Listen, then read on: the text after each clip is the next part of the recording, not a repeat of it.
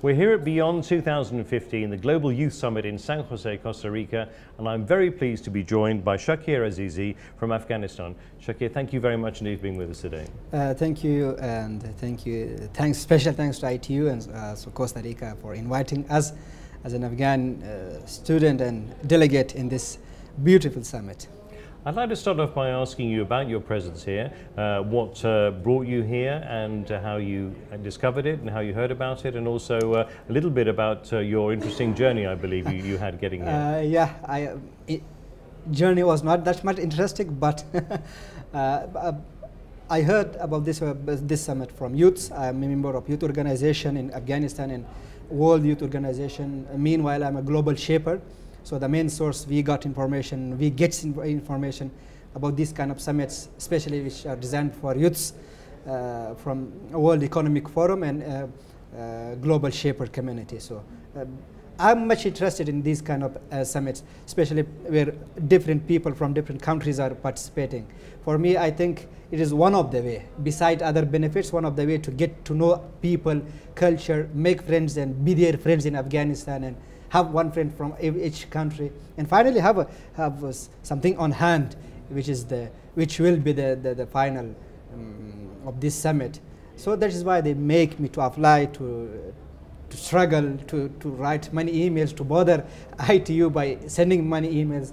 Finally, I thanks them that they selected me and started the journey. Although if it is VIP, then a person can come from Afghanistan to Costa Rica in 18 hours almost. But I arrived in 96 hours. Had trouble in Dubai and Sao Paulo in Brazil, and finally in Panama to Costa Rica.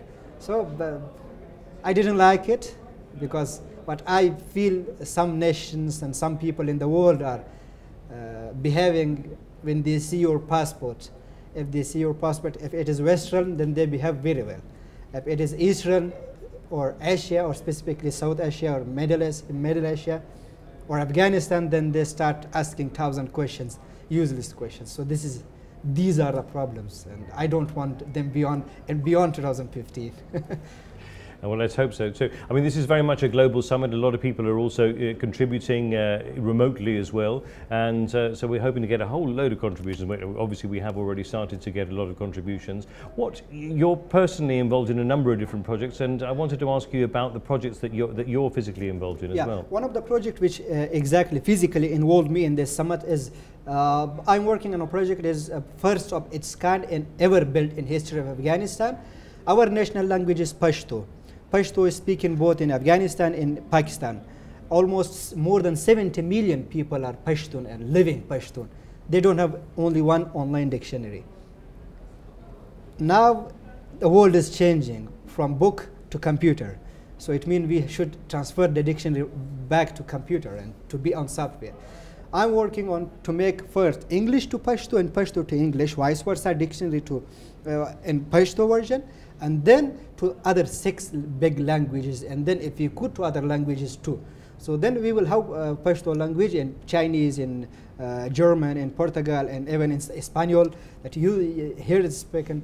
After that, this is exactly our third step. But our second step is after making online Pashto dictionary, making softwares, because in Afghanistan many people, I can say almost 70% or 80% people do not have access to internet. So the only way for them to use this dictionary is to have them on CD and install them. So I'm working, so this I can say this is an ICT project.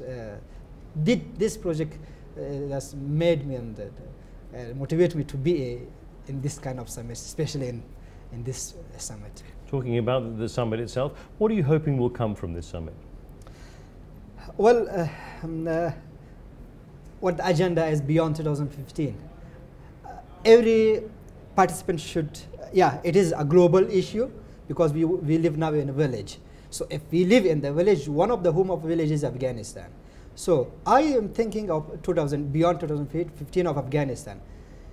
The outcome of the summit should be something to send to governments to endorse them to must implement. So whatever here it is decided, or this decision is either to motivate government or to force government to distribute ICT equipments or to work in this sector. So I think I see Afghanistan involved in this. So my expectation is whatever Afghanistan is now, I don't want them after 2015.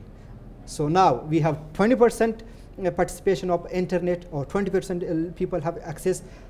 Beyond 2014, I want them to 50. So this kind of summit and this summit can do this. Well, let's very much hope so. Well, thank you very much indeed for being with us today, Shakir, and I wish you the very best for the future. Thank you, and thank you, to you.